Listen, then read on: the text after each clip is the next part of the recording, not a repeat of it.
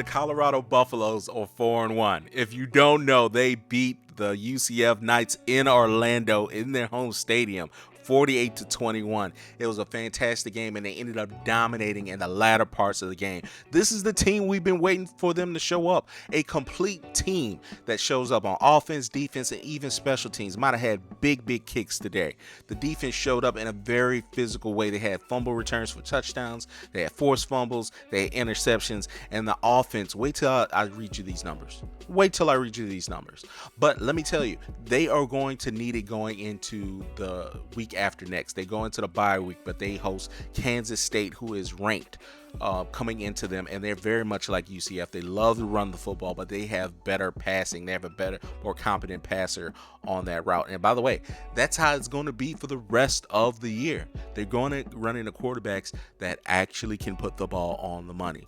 And they got Arizona coming up. They got Oklahoma State coming up. They got Utah coming up. They can throw the ball competent enough where you got to make sure you have defensive liabilities taken care of. The Achilles heel for the defense for Colorado have been the linebackers not being able to cover the running backs out of the backfield. And that happened today. Levante Bentley, they had a running back that snuck out of the backfield. They threw the ball to him. They were in man, and nobody could track him down. Even Travis Hunter couldn't track this man down. Went on ahead and they overcame that, but I'm saying that's something they're susceptible to. But I'll get to Kansas State in a second. Let me read you these offensive numbers. These are wonderful. Shedeur had 28 completions, 35 attempts, 290 yards, which is really good. It's not overly relying on his talents. He had 3 touchdowns, 1 interception. It was an early interception. But the most important stat, 128 yards rushing. That is not the worst thing in the world. And they had 29 attempts. That keeps the defense honest. Those big plays to Shepard, big plays to Travis Hunter, those touchdown throws were play actions. Okay, that keeps the defense honest. And when you flipped it on the other side, UCF started to move the ball when they kept going to the run and they were effective. They did these hard mesh play actions and they scored on a few of these possessions throwing the ball from play action because they're keeping the defense honest. But those offensive numbers are super key. And by the way, what else is super key? Travis Hunter. I mean, this man has stepped into his greatness. I think he could be a generational corner. I really do truly believe. I've been saying that for a while. I saw him in person. This man has a cat-like ability to take the ball from your offense, just like that.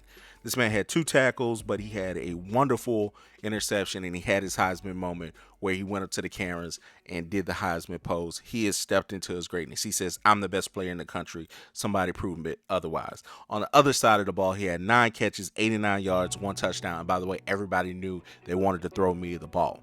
Now, he makes incredible catches, but I mean, I really don't. I cannot emphasize enough this man can be a generational corner. I'm talking about Darrelle Reeves. I'm talking about his own coach. I'm talking about Rod Woodson. I'm talking about Hall of Fame generational corner can shut people down. They do not throw the ball his way. The interception today came from a zone coverage where he just jumped the throw. And again, by the way, if they're going to need to show that up, they kind of blew that coverage. The wheel route was running wide open. Travis didn't blow it, but the safety over the top blew that. And if he had looked up, that was a touchdown. But moving on, they're going to need to shore that up. Travis Hunter shows up just like he did against today.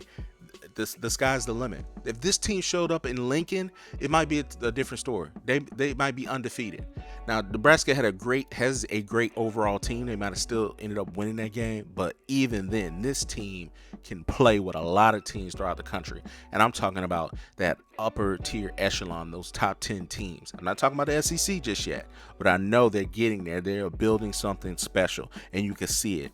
Now, they host Kansas State. Kansas State is a very good program. They are hit you in the mouth. They will run the ball, and they will throw the ball with precision. But they've been susceptible this year. They should have lost to Tulane. Tulane's a good team, but they should have lost to Tulane, and they lost really bad to BYU. They are used to big games. I think Colorado's going to be ranked going into their game in Folsom. And by the way, Dylan Edwards returns to Boulder.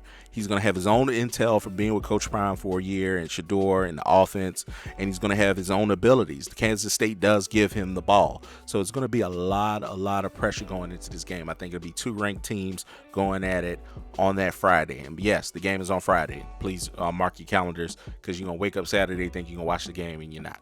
You're going to be mad. Shiloh is supposed to be back. That's what Coach Prime said. They're going to need him. Again, it's going to be a physical game. They're going to need turnovers. They're going to need the same kind of effort out of the defense, special teams, and offense. But that they show up just like they showed up today, my goodness. Heritage Sports.